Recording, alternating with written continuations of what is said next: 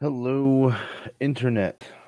Uh, as we all, of course, know, Spider Man No Way Home is now officially uh, out for critics to look at and review, which is really freaking awesome. I'm super excited about that. Uh, Super excited about that. Hold on. Okay, cool. Hold on, make sure my audio is working. But yeah, I'm extremely excited about Spider Man No Way Home. I've got my own tickets to see the show this Saturday. I'm of course checking it out with my mother, my brother, and my nephew. Bought all of our tickets early the night that it came out. Whenever the websites were crashing across the internet, so it was quite the night trying to get tickets that night. Stayed up till probably about 1 a.m. to make sure I got tickets. But what I would like to do is I'm just kind of gonna go on Rotten Tomatoes and look at No Way Home reviews.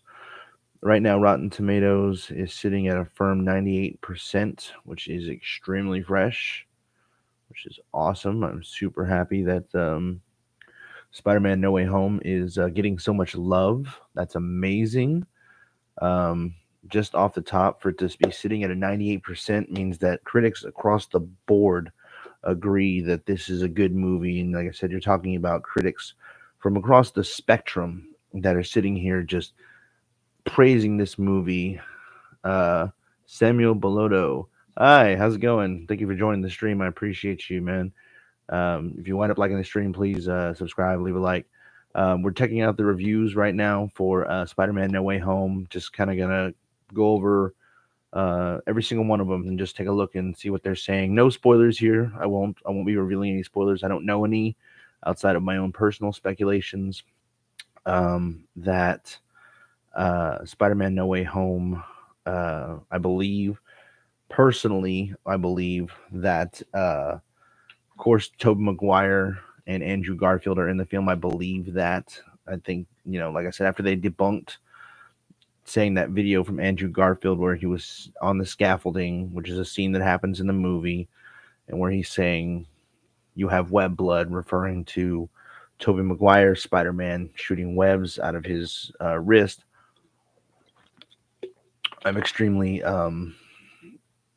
almost, I'd say about 99.9% sure that Tobey Maguire and Andrew Garfield are in fact in the film. I'm pretty sure of that fact.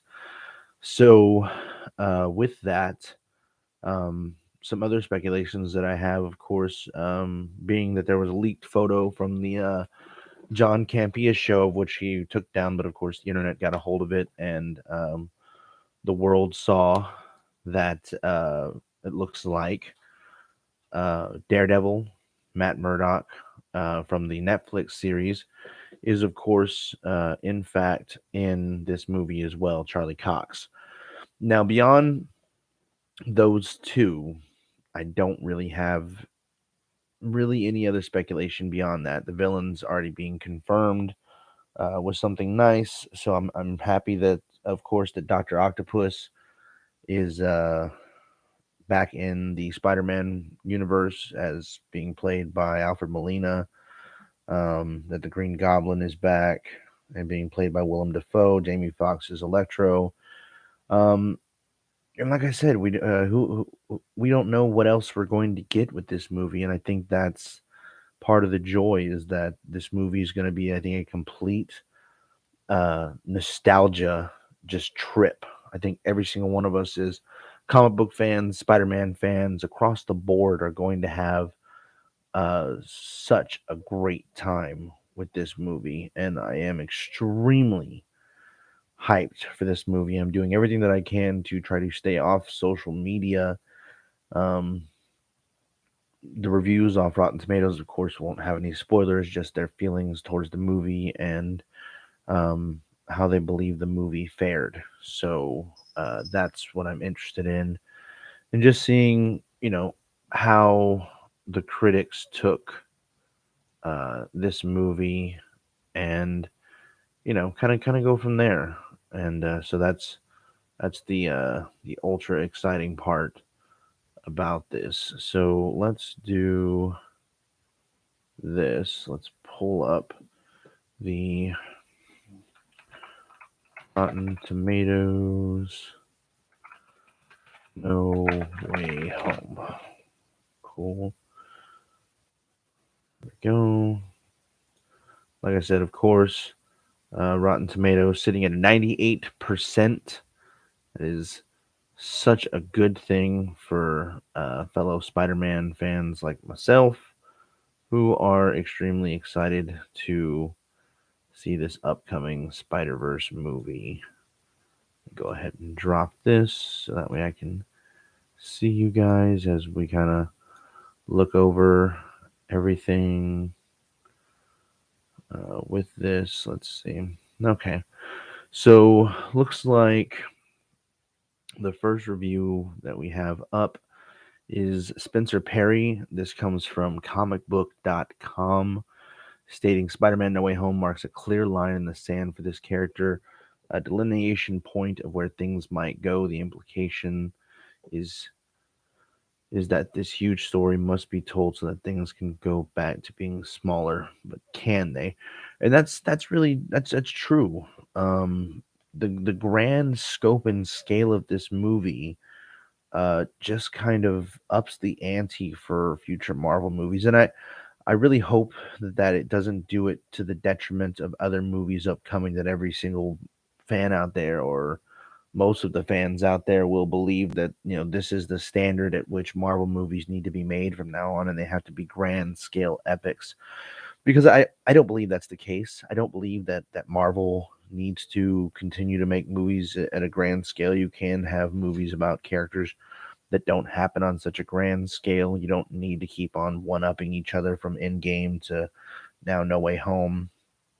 I think if anything, like Shang-Chi and the Ten Rings kind of taught us that, and that was such a great movie. I thought Black Widow did a good job too. It wasn't the best movie in the world, but I thought it was a really good movie. So I'm extremely happy with those movies, and like I said, I hope they continue to make movies in that smaller scale.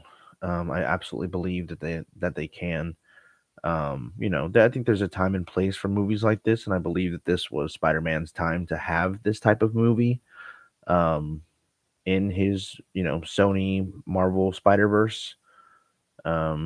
Like I said, we'll see where they go from there. Like I said, I'm excited to see what the next steps are for Spider-Man. Is it, you know, the black suit Spidey? You know, is it Tom Holland Spider-Man being pulled out of the Marvel verse for a while until we get a chance to see him? Because, like I said, they were talking about um, Kevin Feige was saying that Spider-Man's the one character who can travel between universes, meaning I'm sure Sony and Marvel verse. So interesting to see where they'll go forward from here. Next review up is Christopher Llewellyn Reed from Film Festival Today. These are the myths of our time, and from the gods' struggles, we mere mortals learn valuable lessons while also having a great rollicking.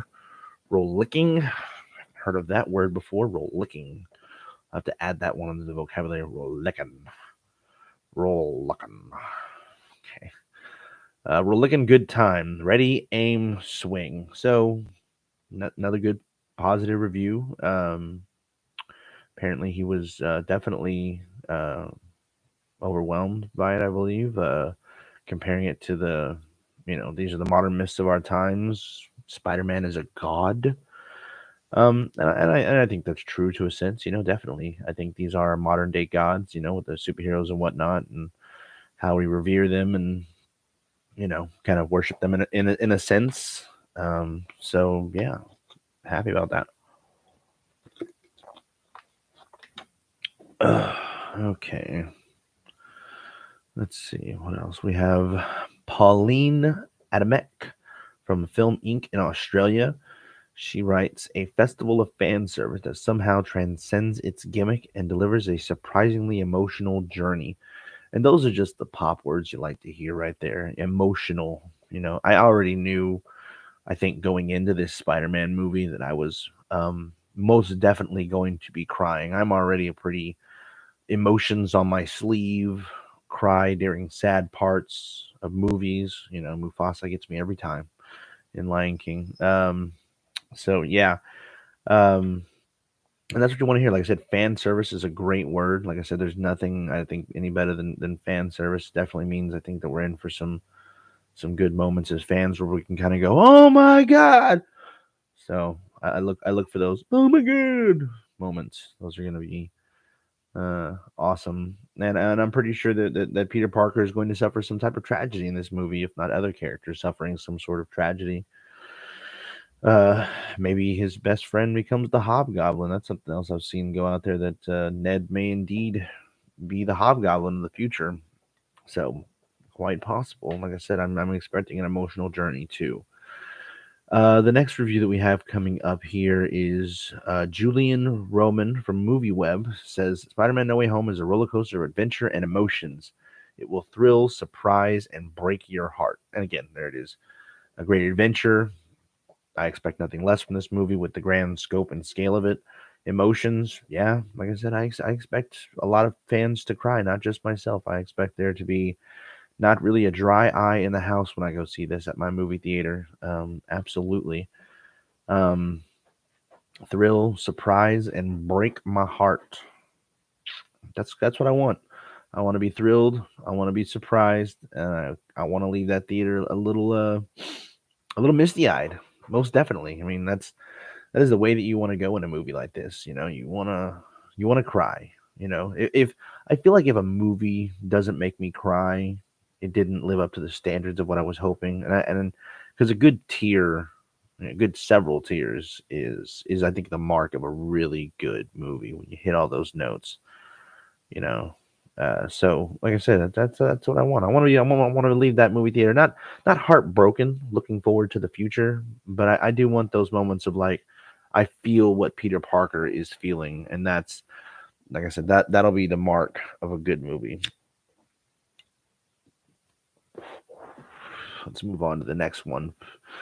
We have Josh Wilding from comicbookmovie.com. Spider-Man No Way Home is the greatest Marvel movie ever made. Greatest Marvel movie ever made. Whew, greatest Marvel movie ever made. I mean, that is a grand statement to make about this movie and puts up even higher expectations because I thought Endgame was the end all be all of Marvel movies, bar none, because it was just such an epic movie with so many characters. The stakes were so high in Avengers Endgame that I mean, if this to him, who I'm guessing most definitely saw Endgame, says it is the greatest movie ever made, that means the stakes have been raised even higher than Endgame, and that is crazy to think. So let's see. He says greatest Marvel movie ever made. Period. Putting a stamp on it. I like that. It's good definitive talk right there. As epic as it is emotional, there it is, emotional. That word again, just being tossed out there. Emotional. God, get ready for the waterworks, ladies and gentlemen. I'm gonna cry. All right. This is not only a perfect blockbuster, but Spider-Man's wildest, funniest, and most awe-inspiring adventure yet. It is a Marvel masterpiece. And just look at those lines right there. Perfect blockbuster, meaning he knows it's going to make a ton of money. And of course, it is. My theater's already sold out in my area pretty much. There aren't many seats left. But Spider Man's wildest, great. I expect that. Like I said, such a large scope and scale. Funniest, of course, Spider Man is the funny man of Marvel, next to probably only Deadpool. Maybe Rocket Raccoon as well. But so funniest, yes. Most awe-inspiring adventure yet. It's a Marvel masterpiece. That's what I like to hear. Marvel masterpiece. It's a masterpiece. It's an epic. This is an epic movie on a grand scale. So, like I said, that's going to be amazing. Let's see. A veal offer from New York City NYC Movie Guru. Okay. An exhilarating, delightful, and crowd pleasing spectacle with just the right balance of humor, heart, and thrills. Again, there it is again. It's going to be funny, it's going to tug on your heartstrings, and it's going to take you on a thrill ride. Just crowd pleasing, also another word right there. These little buzz and zing words that you get right here when you hear stuff like that, crowd pleasing, leads me to believe that I feel like the Spider-Man, the theories that have been tossed out there are real. Like that's the thing. Like you hear this stuff and you know that it's real.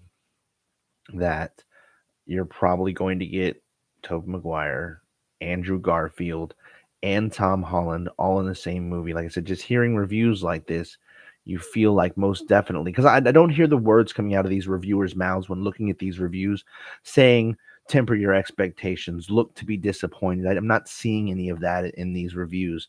I'm hearing crowd pleasing, fan spectacle, humor, heart, thrills, not hearing the buzzwords that I don't want to hear, which is temper expectations is not as big as everyone. I'm not hearing all the negative words that I didn't want to hear, which is great. So, like I said, it does lead me to believe that the Spider-Men will be in this movie, and that's awesome.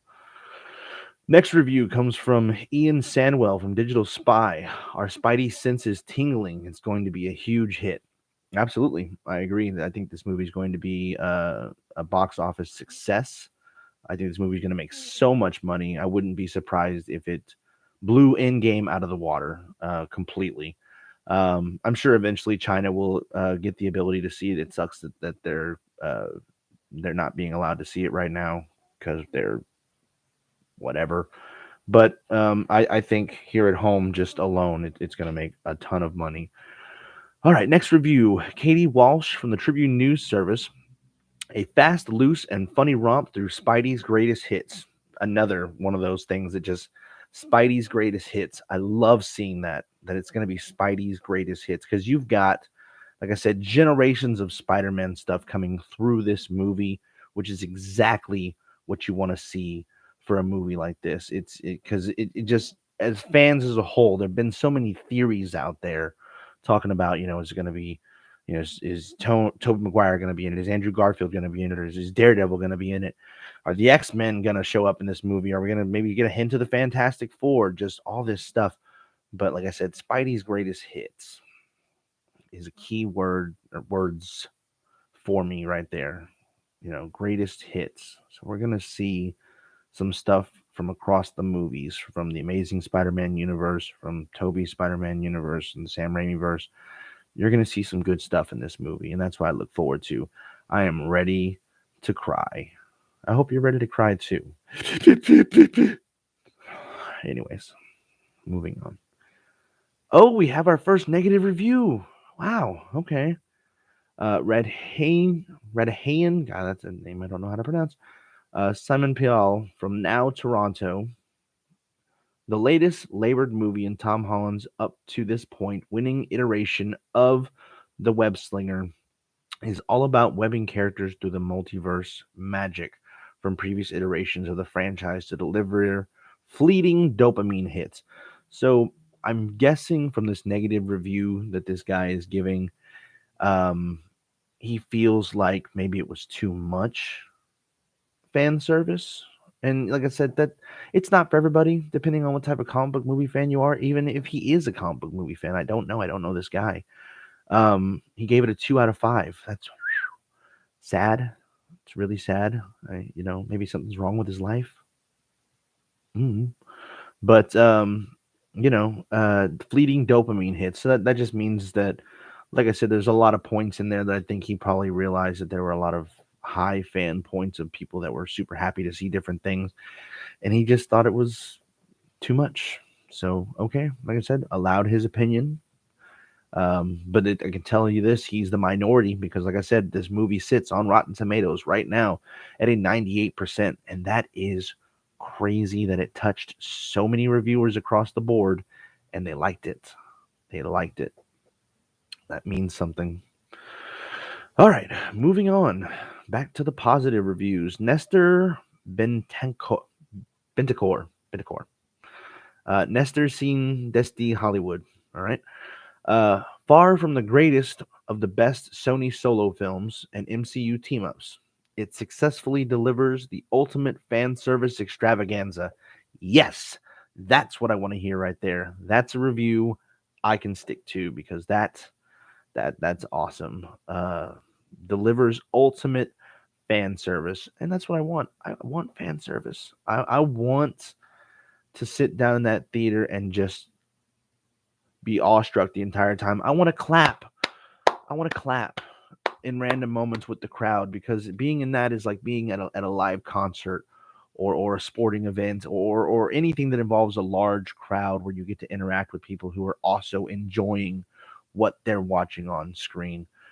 And so, you know, that's what I want to hear. Ultimate fan service extravaganza. And again, like I said, the key point here is nobody's telling anybody throughout these reviews to temper your expectations or to get ready for a letdown or anything along those lines. Though I know that would be a little spoilerish, the reviews aren't hitting that way. Like I said, and you figure somebody would even say or hint towards something like that. So I expect everybody to have a great time with this movie, fans and non-fans alike. All right, next review comes from Vinny Mancuso. It's less a movie than it is a series of capital letter moments. So I think what he's saying there, Mr. Vinny from Collider, is saying that it's got a lot of big moments in it. And maybe he felt like I said, it's a positive review, so he didn't give it a negative review. But I think he feels like there were a lot of big moments in there, and maybe he didn't feel like it tied cohesively enough into a movie for him. Like I said, again, allowed his opinion, absolutely allowed his opinion. Is what it is, but super excited. Nonetheless, I'll take a lot of capital letter moments because that's after this year. Like I said, I can hope for nothing more than the fact that I want to be thoroughly entertained for almost 3 hours throughout this movie, and that's good enough for me. That is good enough for me.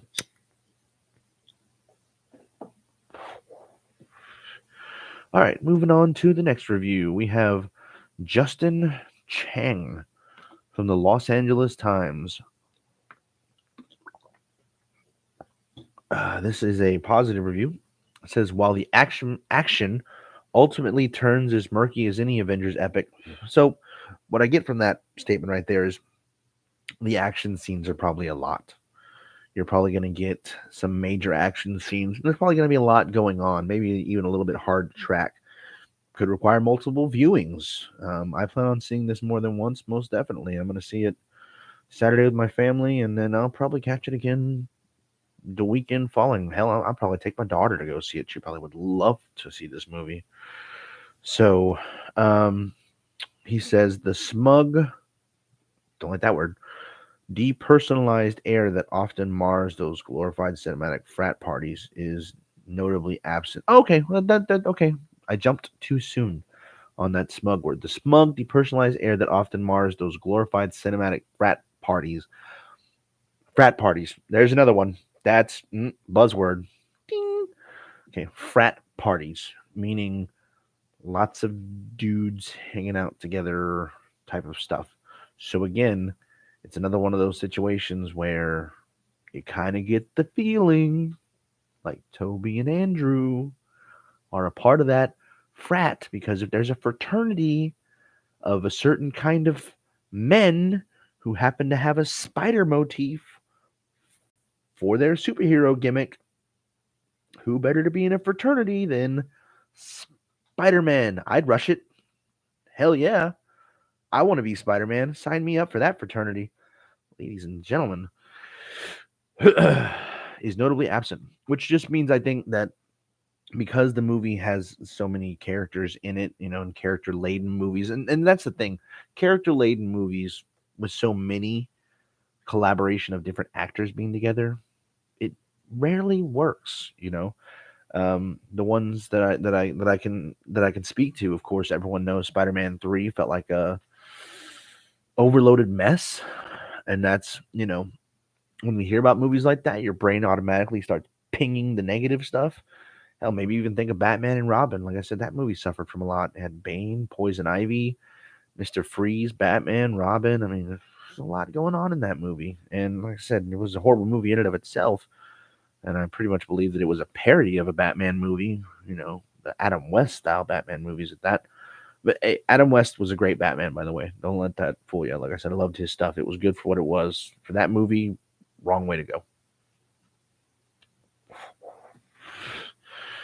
Okay, next review. This is from Yago Garcia from Cinemania in Spain, a festival of nods to the fandom. Love it. Want to hear it. Happy about it. That's also a fable about encouraging maturity and the loss of innocence. Now that's another buzzword right there, ladies and gents.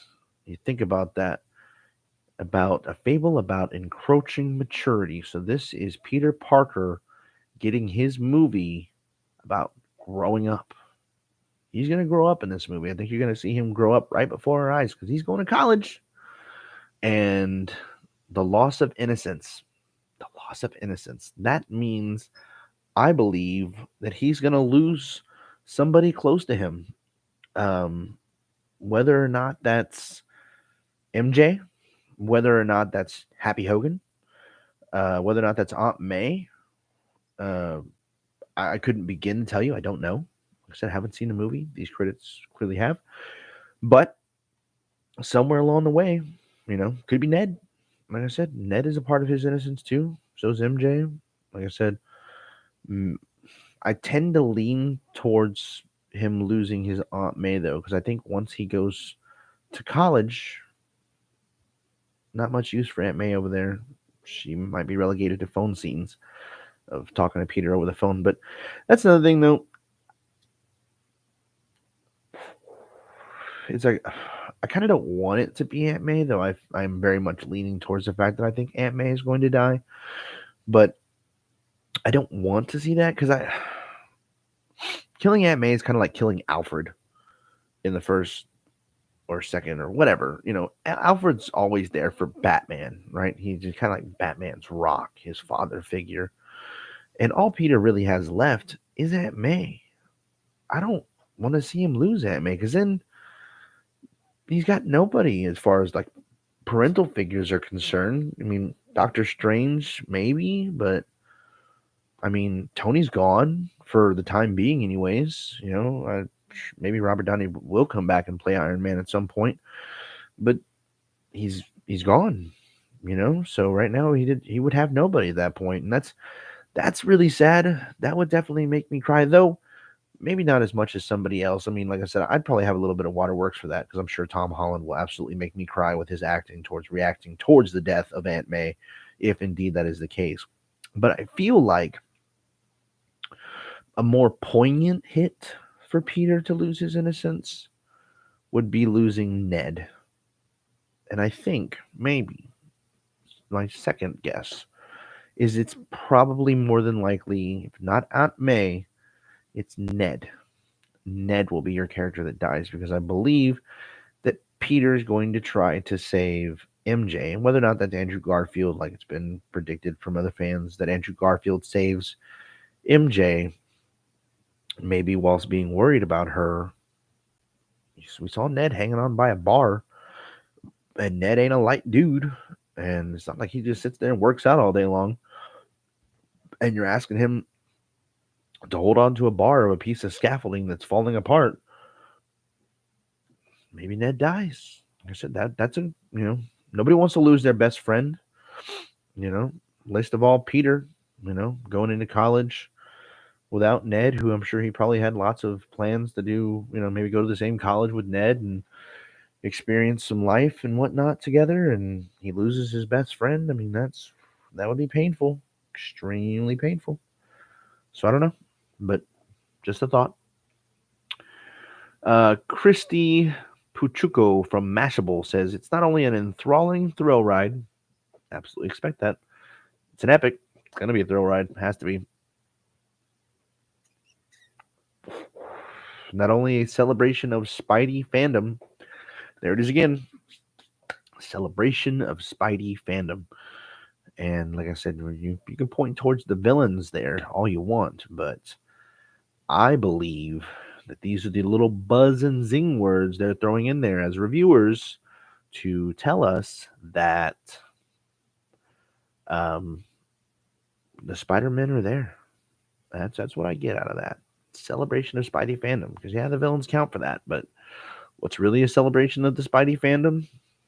Having them all three there, kicking ass against all those villains. Because I really feel like it's going to be super hard for Peter to defeat all those villains by himself. Now, I mean, maybe Venom jumps in to help out, but I kind of feel like that's more unlikely.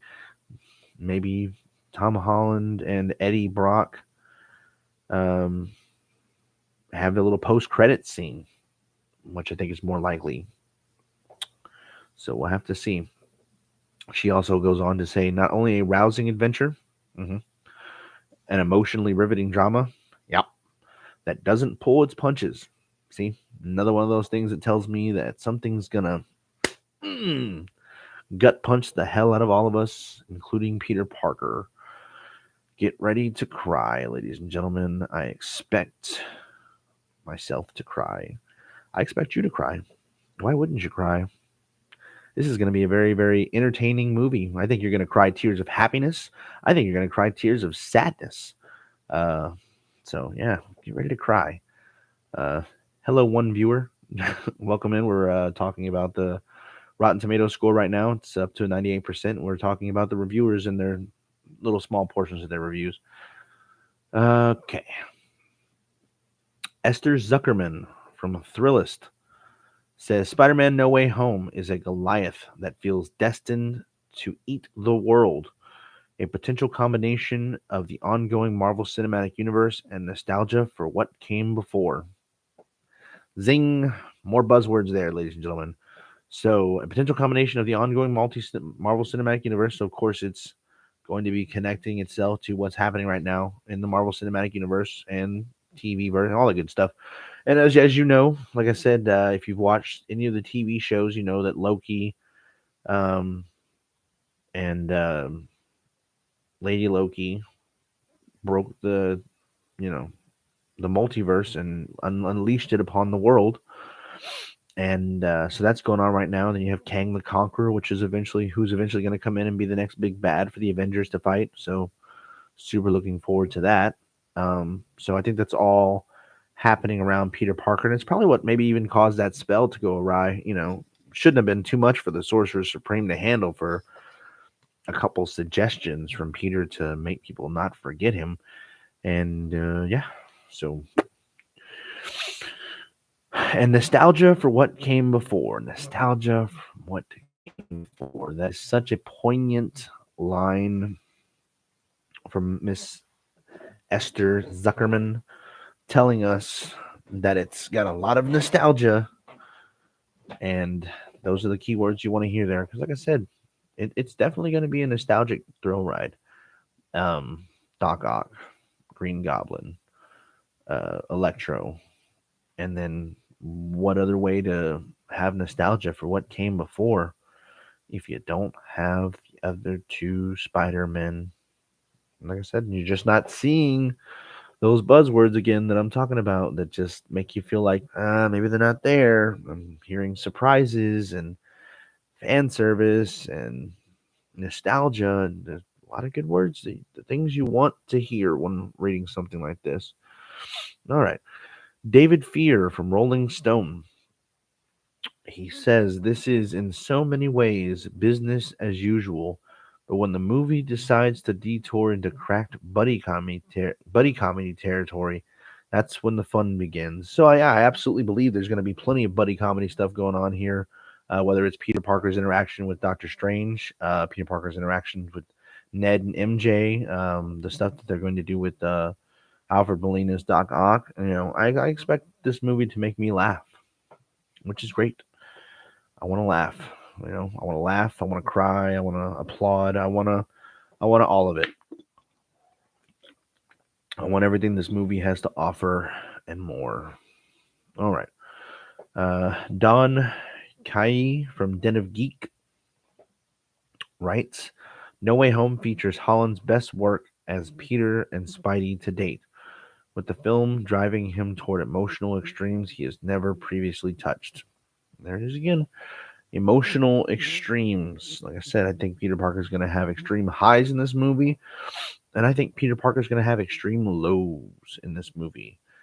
Um, and I think we're all going to go on that thrill ride with Peter Parker. I absolutely believe that we are all going to go on that thrill ride with him. And it's going to be an amazing adventure. I think you're going to walk out of that movie wishing that it had never ended. And it's going to give you just a taste of what's next to come. And that's the real hook. Okay, we've got Leah Greenblatt from Entertainment Weekly. She says, What seems at first like pure fan service. There's again. Fan service. It's that word. I like hearing it. Makes my Peter tingle. Turns out to be some of the best and by far the most meta stuff Marvel has done. Tender and funny and a little bit devastating. Ooh, another buzzword. Another buzzword. So, like I said, fan service. You like to hear it. That means a lot. Um, Tender and funny. Yep, I expect that.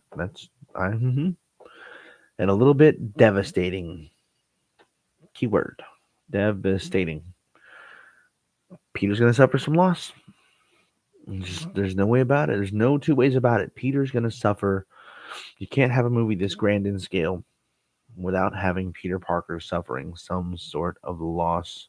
If nobody dies in this movie, that would be a little weird. But I'm pretty sure Peter's going to suffer some form of loss, one way or the other. Devastating in some way. And then something else that might be devastating as well. Something that I've heard, keeping my ear close to the spider web, is that possibly if this movie is going based off the comic books even a little bit, then it's potentially going to be the fact that people are going to forget. They're not going to forget that Spider-Man is there, but everyone's going to forget Peter Parker is Spider-Man, and therefore it's going to change a lot of the dynamics up for a lot of the characters, which has another possibility to be potentially devastating for Peter Parker. Because, I mean, you come out of that movie, you do all that stuff to save the world, again, from another catastrophe, and you come out of it, and everyone's forgotten who you are. That would hurt. I'd feel horrible for him. That would have me leaving the movie like, just like, wow. And then a little, oh, God, poor Peter. I don't even know if I hope for that or not. That would be a whammy. Definitely a whammy. All right, so we've got David Poland from Hot Button. He writes, Spider-Man No Way Home is everything you don't want in a Marvel movie until it becomes the act of genius that overcomes everything that in lesser hands would be an eye roller. I don't know how to take that review. It says fresh. Okay. It says it sticks the landing, more or less. Everything you don't want in a Marvel movie. Everything you don't want in a Marvel movie. How does he know that? How does he know that we don't want that in a Marvel movie? That's not what he wants in a Marvel movie. Like I said, it has a lot. It really does. But I mean, if you've seen Avengers Endgame, that's everything everybody wanted in a Marvel movie and then some. So until it becomes the act of genius, meaning that I pretty much believe that there's a lot thrown at you in this movie, and then it eventually ties itself all together in a nice, pretty little bow. So good. Said you want your movies that overcomes everything that in lesser hands would be an eye roller. Meaning that I believe that the director John Watts did an amazing job directing this movie and putting it all together. Meaning that everything that he throws at you in this movie absolutely sticks the landing. That's what you want to hear right there, ladies and gentlemen. You want to hear that. Okay, Christian Toto from HollywoodInToto.com writes, Tom Holland anchors a sweet, superb sequel that honors the web slinger and us. Yep, I absolutely expect Tom Holland to put out another grade A performance as the friendly neighborhood Spider-Man, um, and hopefully the other Spider-Man maybe get their little closing arcs as well. I think this will be a good nod and a farewell to those two Spider-Men, and they'll get the send-off that I think they probably always deserved, which is mwah, the chef's kiss on top of everything right there. Let's go to the next page. Going all the way back up to the top. I noticed another rotten one there. Let's see what happens. Okay, so from Mikhail. Sorry, something fell. From Mikhail Zorilla. Tarzan reference there if you got it. From Espinoff. An interesting and unexpected concept. John Watts surpasses his efforts from previous installments. Yep, for a movie this grand in scale, I definitely think you need to surpass the other two, which were high bars to meet already in and of themselves. Those were good movies. But this one, like I said, it just raises the stakes even higher. And it's nice to know that he surpassed his previous work, you know? Like I said, things you want to hear from critics, stuff like that. We have Roger Friedman from Showbiz 411 for the third part of his trilogy, starring Tom Holland. John Watts has thrown in everything but the kitchen sink. Yep. And like I said, you pretty much see that in the trailers and the fan speculation and everything, that this is a fully loaded movie with Avengers in-game type expectations from the fans. So, yeah, I absolutely believe that there's going to be a lot in this movie. There is no way around it not having that. Okay, we have our next rotten review. This is from Fred Topol from the United Press International. He says, No Way Home should have focused on making new viewers fall in love with the characters so they want to discover their previous movies. Some poignant moments show what could have been. So, in just reading this review from this guy, I'm not sure he's even seen the other two movies, and if he has, this review doesn't make a whole lot of sense in that standpoint. Just looking at it and thinking to myself, viewers fall in love with characters they want to discover their previous movies. I mean, I don't think any real comic book Spider-Man fan of any kind is not seeing this movie or not showing the previous movies to their other friends and families. But here's another one. That keyword here, even in this rotten review, making new viewers fall in love with the characters so they want to discover their previous movies. So, whose previous movies are we talking about here? Because, like I said, if you're somebody who's been keeping up with this series, you already know the actors from this movie, and you've already seen Homecoming and Far From Home. So, you know and have already fallen in love with those characters. So, what I think he's hinting at and giving away there without actually giving anything away is that you would want to go back and look at the villains or Tom Holland and Tobey Maguire Spider-Man and their previous movies. So, and then of course he says some poignant moments show what could have been. So again, like I said, maybe he feels like the movie didn't tie together perfectly enough for him to kind of wrap it all up, So again, it's I think what, 2 rotten reviews, Rotten Tomatoes again holding at a 98%. I'm okay with that still. Like I said, holding at a solid review total. All right. Next one is Neil Minot, Movie Mom, with a fresh review of Spider-Man No Way Home is everything a comic book movie should be, filled with excitement, heart, humor, and details to delight the fans. Mm-hmm. Yep. Excitement, absolutely. Film of this scale absolutely has a ton of excitement behind it. Heart, yeah, you've got to have some type of heart in this movie. Again, I think harkening back to some of that emotional stuff we've been talking about earlier. Humor, mm-hmm. Yep, I expect to laugh. And details to delight the fans. So look out for those details to delight the fans because, again, another one of those things that just sits there and it's one of those buzzwords that, yeah, the villains are going to delight the fans and you're going to be happy to see the villains, but I think they're saying without saying it. Tobey Maguire, Andrew Garfield, I think they're in this movie. All right. Edward Douglas, The Weekend Warrior. Oh, goodness. Sorry. A far weepier and overwrought affair than the last two movies, which also makes it feel more uneven. Gave it a positive review still, 7.5 out of 10.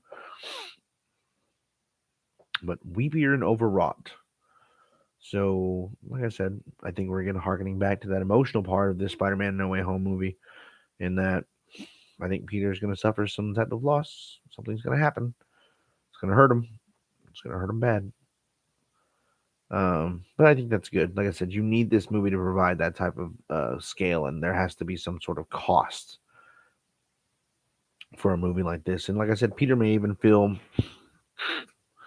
a little bit responsible um, for what's going to happen there. And yeah, I think rightfully so. You know, it is probably a little bit his fault, maybe a little bit Doctor Strange's fault, but he's going to suffer something from this. You know, no good deed goes unpunished. That's what Willem Dafoe's Green Goblin said. So, what is the good deed that he's going to suffer some punishment for? Trying to help them, trying to fix everything, you know, but he's going to be punished for it. How? We'll find out. And then, of course, he says, which also makes it feel more uneven. Okay. Like I said, he thinks uneven. Mm, I don't really know how to feel about the uneven. Like I said, I just probably for him, it didn't, you know, tie itself all together nice and neatly in a little bow for him. And that's okay. Like I said, you know, again, he still gave it a positive review. So that's something. Jonathan Sim from ComingSoon.net. Here we go again. This is a superhero extravaganza. What is an extravaganza? Again, keyword there. Extravaganza. Why is this a superhero extravaganza? Realistically, there's only two. Technically, right? Spider-Man and Doctor Strange. Is that really an extravaganza? I wouldn't say extravaganza unless there's some other superheroes in it. And unless we're talking about Venom, which I doubt he's teaming up with Spider-Man, seeing as how he doesn't really know him. I'm going to probably lean more towards that idea of, again, Tom Holland teaming up with Andrew Garfield and Tobey Maguire. That just makes a lot of sense. This is a superhero extravaganza that will not disappoint longtime fans of the web-slinging hero who does whatever a spider can. 9 out of 10. So, yeah, longtime fans of web-slinging hero. And again, more buzzwords there. I mean, longtime fans, of course, longtime fans are already going to be happy about the villains being in there, but what else do they have to be happy about? What else? That's. So they keep dinging me with buzzwords, and I'm catching every single one of them. I'm just too fast. I can see right through it. I'm the review whisperer. I can see it. I got it. No John Cena's here. All right. This is from Tom Grierson from Screen International, top critic. Once No Way Home finds its rhythm, the picture builds to a thoughtful, touching final act that does justice to the heroism and self sacrifice that have always been central to Spider Man's appeal. Yep, like I said, I believe that, you know, Of course, you got to have some, cohesiveness this movie, and it needs to tie itself together well. Otherwise, you suffer those problems that those other overcrowded movies suffered. So I'm sure it's definitely got a great rhythm to it. Thoughtful, touching final act. So again, there we go again. That theme of, I think, touching means there's going to be some. Peter's going to have to sacrifice something here. Peter's going to have to sacrifice, and I think he sacrifices everyone knowing who he is to get things back to normal. And I think everyone losing their memory of him as Spider-Man is how he does that. And that's going to be very, very sad that Peter's going to wind up with, you know, people losing their memories of their adventures with him. You know, they'll still know him and love him as a friend, absolutely. But maybe that means his love with MJ is lessened. I mean, their love picked up over the fact that she knew that he or found out that he was Spider Man. So that's a lot to lose. She'd still be friends with Ned unless Ned dies. That's another heartbreaker right there. Lose your friend and everyone forgets who you are, so you've lost the person that you're closest to, and you've lost your love. I mean that's pretty harsh. Ned dies, lose friend, everyone loses their memory of you as Spider-Man. So I mean, all you got left is your Aunt May and MJ, and of course MJ's not going to have the same love for you that she did before, or at least not that she's going to be out there and talk about just yet. Maybe later, but it's a lot to lose. That'd be a hard way for that movie to end. Poor Peter. I hope not. Brian Tallarico from RogerEbert.com. That's cool. I didn't even know he had his own reviewing website. I guess he's sourcing out his reviews for other people. Um, let's see. We've got No Way Home is crowded, but it is also surprisingly spry, inventive, and just purely entertaining. So, again, more buzzwords. Like I said, crowded. Yep, that's probably a fair assessment to make. It's definitely going to be a movie with a lot of different characters in it. You got Spider Man, you got Doctor Strange, you got Doc Ock, you got the Green Goblin, you got Electro, you got Sandman, you got the Lizard, and then with the possibility of Tobey Maguire, and Andrew Garfield being in this movie, there's a lot of stuff going on in one movie. Thank God it's so long. Gets a chance to tie it up in a little bow for every single one of us. We have Danielle Broadway from Black Girl Nerds. The film is satisfying, but not as special as it could have been if the lineup of beloved characters had been handled with more care and creativity. Still a positive review, 3 out of 5. The film is satisfying, but not as special as it could have been if the lineup of characters had been handled with more care and creativity. So she probably feels like they didn't touch on all the characters that were in the movie enough. And that's kind of one of the trade-offs that you make with a movie like this. You have a lot of characters, so somebody somewhere, if not several somebodies, are going to suffer a little bit. But I think if you come into this movie being a fan of the past Spider-Man movies, all of them, and the current generation, you know who these characters are, you know their stories, they've kind of already been fleshed out for you. So I think the care and creativity that comes with those characters kind of is already in place because you've already seen them in other movies. And so I feel like that carries over. Like I said, I think Marvel fans have a great memory when it comes to these Spider-Man movies, and I don't think they feel like they need to flesh out all these characters because again they've already been fleshed out before, so you don't really need to waste time on them like that. You can kind of move forward. All right. Next one is from Barry Hertz from Globe and Mail. Spider-Man: No Way Home is both a gigantic act of the franchise mad hubris, okay, and a ridiculous amount of fun. So yeah, like I said, it's gonna be fun, most definitely. Um, gigantic act of franchise mad hubris. So I mean, you know, it's a movie with grand scale and it's epic, and so yeah, pretty sure it probably does have a bit of an air of hubris to it, but that's okay. I think you kind of need an air of hubris when you do a movie like this. It's so grand in scope and scale that you don't really have a choice but to um, you know have a godlike movie. So there's a little bit of hubris in that, sure, but if it stuck the landing, is it really hubris at that point? Because I mean, it's only really hubris if you do it and you can't pull it off, because then it was really hubris, right? You suffer for it. Mm. But again, still a positive review from this gentleman, from Jesus Agudo from Cartela, Cartelera. Okay, showing off how Hispanic I really am right there, ladies and gentlemen. Spider-Man: No Way Home is a love letter to Spider-Man, to his villains, to Peter Parker, and to the boy behind the mask. Now, that's there. There's some more buzzwords right there for you. Spider-Man: No Way Home is a love letter to Spider-Man. Love letter to Spider-Man. Like hearing that. That again, those buzzwords right there. You know, love letter to Spider-Man.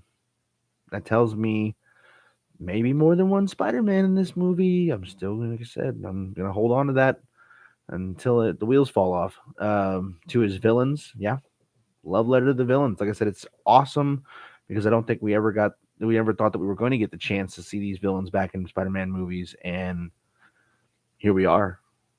Whoever would have thought that you'd see Alfred Molina play Doctor Octopus again, that you'd see, um, the Green Goblin come back, Electro, Sandman, the Lizard, you know, that's awesome. Like I said, I'm super excited for that. And to Peter Parker, the boy behind the mask, and yeah, like I said, I'm definitely sure that it's a love letter to Spider-Man himself. Simply because of the fact that you know he's got a lot to do in this movie, and I think he's going to suffer a little bit. There's a lot of implications to this movie that tells me that Peter Parker is probably going to have one gigantic sad moment at the end of this movie, and I think we're all going to come out of that movie a little hurt for Peter, excited for the future, but hurt for Peter, and that part's not going to be fun. It's going to make me cry. I don't want to cry. I do want to cry. I do. I'm going to cry. This movie's going to make me cry. Okay. Dominic Griffin from the Armchair Otter says, Auteur. A largely fun movie the pandemic box office desperately needs to survive. Yeah, I'd agree with that. The pandemic box office, my theater here in Texas, anyways, has most definitely needed a boost, and these theaters are sold the freak out. But it's a fleeting, hollow exercise that puts fan service above genuine storytelling. Now, see, here's somebody who saw this movie and thought there was too much fan service. I don't, I'm sure you can have too much fan service at a point, but I don't feel like this is the movie where you're going to experience too much fan service. I think you're going to experience a lot of good stuff. And as a fan of Marvel and DC and Lord of the Rings and Harry Potter and all that good jazz, this is going to be plenty enough fan service and more for me, and I think everybody else who gets a chance to watch this movie. So he gave it a 6 out of 10. Still a passing score, so it's fresh. So, okay. Next reviewer is Larry Carroll from The Looper. Said, stuffed from beginning to end with crowd-pleasing cameos. The stuff you want to hear from reviewers when you hear stuff like that. So those little buzzwords. Crowd-pleasing cameos. I'm so ready. So happy. In jokes, Easter eggs, and MCU building. Another good one right there. Like I said, you're building to a bigger, stronger MCU, and I'm most definitely for sure that they're probably going to hint a little bit towards maybe the Fantastic Four, because again, John Watts is directing the Fantastic Four movie, and what a great way to maybe mention Reed Richards buying the Baxter Building, which was the former Avengers Tower. Cool. Hopefully. It's a movie that is so much fun. It doesn't need to be good, but it was.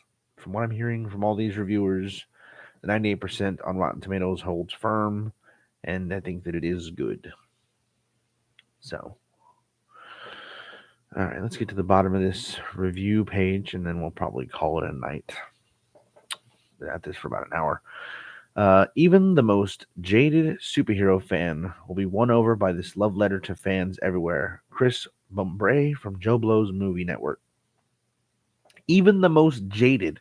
That means you're sick and tired of superhero movies and you probably didn't want to see another one. But the most jaded of you will be won over by this love letter to the fans everywhere. Love letter to the fans. Again, the buzzwords you want to hear, ladies and gentlemen, the buzzwords you need to hear. Love letter. It's a love letter to me. It's a love letter to you. It's a love letter to all of us. That's good stuff. Love letter to fans. And again, more buzzwords. Tom Holland with Andrew Garfield and Tobey Maguire. Yes. Yes, please. Okay. Jennifer Bissett from CNET says, and if you're not intimately acquainted with 2 decades of Spider Man films, if you're here for simply a well oiled, entertaining Marvel flick, you won't be disappointed. Yeah. Uh huh. I think a well oiled Spider Man flick is definitely what we're all in for. I think John Watts has already proved that he's done a great job at directing these films. And I look forward to Fantastic Four from him next after this. So, and then, like I said, intimately acquainted with 2 decades of Spider Man films. Yeah, like I said, you're 2 decades of Spider-Man films. You're gonna get real acquainted with these bad boys, and I'm pretty sure everyone walking in this movie has probably seen those other Spider-Man movies. I have no doubt in my mind. And if not, you're sitting your family down to watch them right now. All right, next review is from Samuel Leggett Jr. from JVS Media and Productions team. Says the best of the MCU trilogy. Yes, the words you want to hear. The best of the MCU trilogy. He had a great time with this movie. He thought it was the best. Yet it is tonally grounded, emotionally weighted, and this is Tom Holland's best performance as Spider-Man, packed with wild surprises and excitement. Ladies and gentlemen, those are the words that you want to hear right there. He feels like it was the best. I'm apt to confirm that it probably will be. This will probably be one of the greatest Marvel movies of all time, if not the greatest for a while, and I'm super looking forward to that. Packed with wild surprises and excitement. Again, the stuff that you want to hear about from reviewers. Packed with wild surprises. What wild surprises? Really? I mean, let's think about this. If you're reviewing a movie like this, is it really a wild surprise that Green Goblin's in this? No, not anymore. Doc Ock? No, we already know about that. Jamie Foxx's Electro? Nope. The Lizard? Sandman? Or, or, are the wild surprises going to come from the fact that Charlie Cox is back as Daredevil and Peter Parker's lawyer? Hope, hope.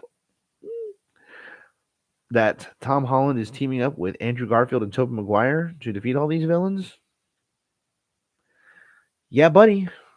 Somebody's going to help him. He needs help. That's a lot of bad guys to take on for one dude. So somebody's helping him out. Somebody's help. He can't do this alone. So who's helping him? The X-Men? That'd be kind of weird. I'd like it. Kind of weird. Now, Hugh Jackman pops into this movie as Wolverine and says, "I got your back, bub." Shink. And pulls out claws. I'm still going to kind of probably freak out over that too. No, Tobey Maguire or Andrew Garfield would definitely be disappointing, to say the least. But, you know, something's going to happen that's wildly surprising. So, looking forward to that. All right, from Kirsten Acuna from Insider, Hakuna Matata. Easily a film you'll want to watch again. I plan on it, Kirsten. I plan on it. No Way Home is a ride I never wanted to end. Yeah, again, I think we're all going to walk out of this movie wishing that it was never over. And I think it's going to pump you right the hell up for the holidays. And that's going to do that for me. It's going to send me right into the holidays, just grinning from ear to ear. So it's a marvel that something this ambitious came together.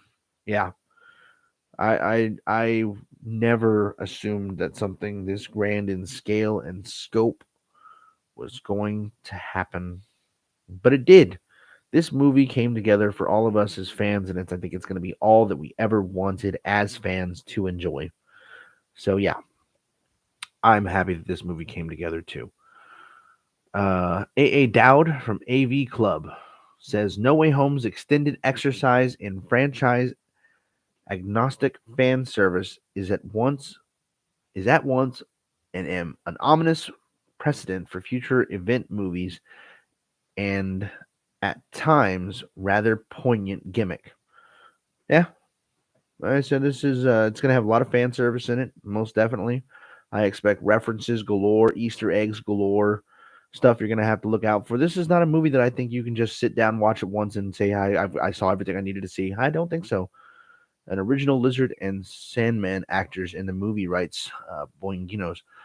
Um, I don't know if the actors are going to be Thomas Hayden Church for Sandman, and I forget the gentleman's name for the Lizard, but as far as I know, I think that they're reprising their roles back as those characters. I think, but like I said, maybe not, because like I said, they haven't really touched on like Sandman and the Lizard are the two villains that are being pushed to the back as far as like villains in this movie. So I don't even know if we'll actually even see any iteration of their characters in their regular forms in this movie.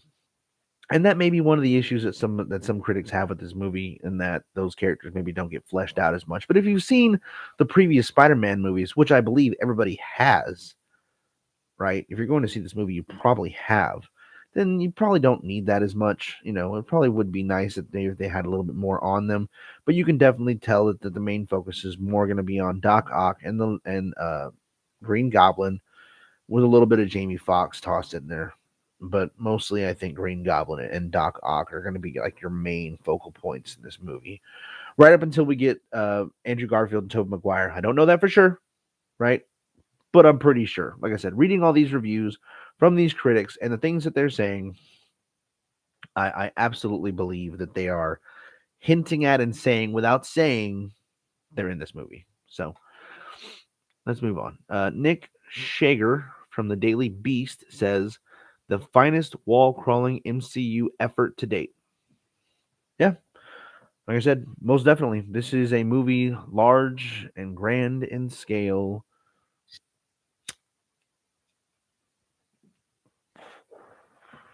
And could be nothing more than Spider Man's finest out to date. If it wasn't, that would have me worried. That would have me worried. Dialed up to a 10. All right. Let's move on to the next review. Okay. So, from Caitlin Chappelle from CBR, writes, the film is sure to remind audiences why our friendly neighborhood Spider-Man remains one of Marvel's best, and that is thanks large in part to Tom Holland's performance as Peter Parker. Yes, I believe Tom Holland is definitely um, come into his own in this role, and will, I think, put on his best performance to date. His best performance to date in this movie. It's going to be a lot for him to go through. And it's all happening in one movie. Can you believe it? We're getting it in one movie, not a two-parter, one movie. All right, next review. Holland has built a legacy. I'm sorry, this review is from Richard Lawson from Vanity Fair. Sorry. Holland has built a legacy that will long linger in the Spider-Man firmament. Better he should place it on the mantle now than wear out his welcome.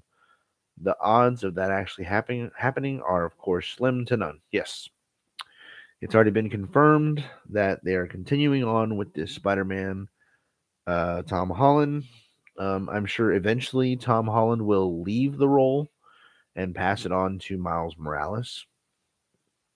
So I look for that to probably happen in the next set of films. You probably get a little bit of Miles in the next one, training Miles in the second, and Miles taking over in the third. Don't know if Tom Holland will just step away and, leave as Peter Parker, or maybe he'll die. I don't know. I'm not sure. Marvel movies do have a tendency to kill off the heroes that they're replacing with other heroes. So possible, but I don't know. But yes, I absolutely believe that Tom Holland has cemented his legacy in this role, as have the other Spider-Man. And of course, Tom Holland isn't going anywhere anytime soon. I look for him to continue playing the character for another 10 years on, at least. Darren.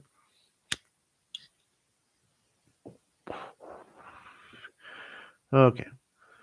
Next one is from Rachel Leishman from the Mary Sue. No Way Home understands Spider-Man fans like no other Spider-Man film before it. Aha! More buzzwords there, ladies and gentlemen. Understands Spider-Man fans like no other Spider-Man film before it.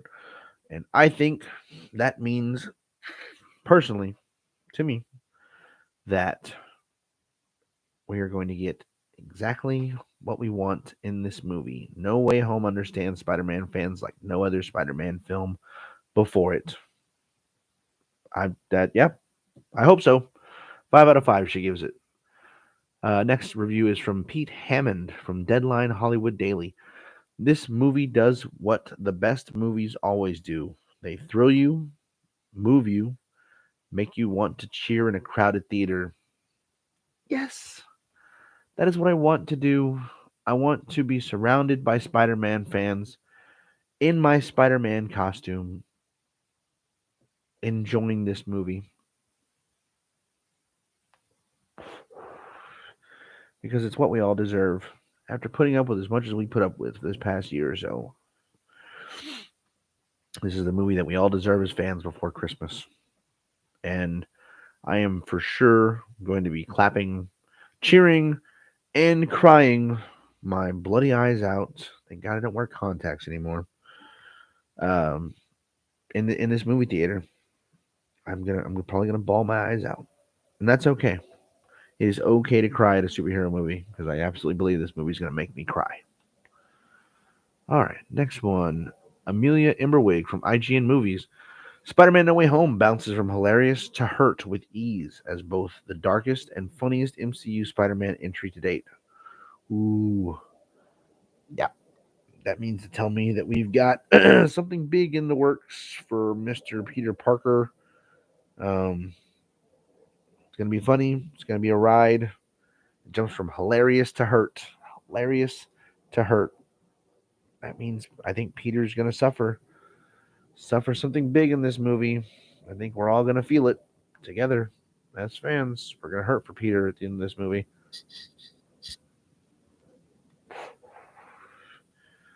So, uh, yeah, darkest and funniest. Darkest. Like I said, that's one of those buzzwords that just hits you right across the face. Darkest. Someone's gonna die. Someone is going to die in this movie. I can see it. I see it now. Who's gonna die? I don't know. I don't know. But I'm curious to find out. Brian Lowry from CNN.com writes, briskly balancing a dizzy assortment of parts, Marvel's latest, by way of Sony, looks destined to do what only a spider can, namely lure a vast number of fans into its web. Boy, yeah. Absolutely. You can tell by the ticket sales alone and the sold out theaters across the board. Yeah.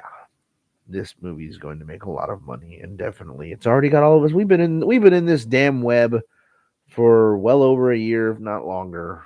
So trust me, we knew that from the get go. Richard Roper. Hey, I haven't seen him in a while. Richard Roper from Chicago Sun-Times. He writes one line: "Where there's a web, there's a way." Short, sweet, and to the point. Like it, Richard. Very good. Where there's a web, there's a way. Not a lot given there. Don't need a lot from you, Richard. I usually like your reviews, or at least I did when I was younger. I haven't seen reviews in a while. It's good to see you back. Well, at least good for me to see you back. I'm sure you've been there the whole time. Peter DeBruge from Variety writes, returning director John Watts wrangles the unwieldy premise into a consistently entertaining superhero entity, tying up 2 decades of loose ends in the process. Zing! Buzzword zing! There it is. That right there. That. Tying up 2 decades of loose ends. That means breaking news. I'm pretty sure that means Tobey Maguire and Andrew Garfield in this movie, and you're going to get the satisfying endings that you always knew that you needed for Tobey Maguire and Andrew Garfield Spider-Man, which is fan-fucking-tastic. Pardon the language, but I'm stoked.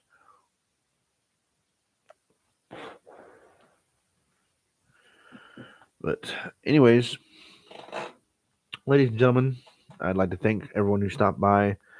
People who commented. I've been doing this for about an hour and 15 now, and gone through a lot of reviews. So I hope that everyone gets the chance to check out this movie.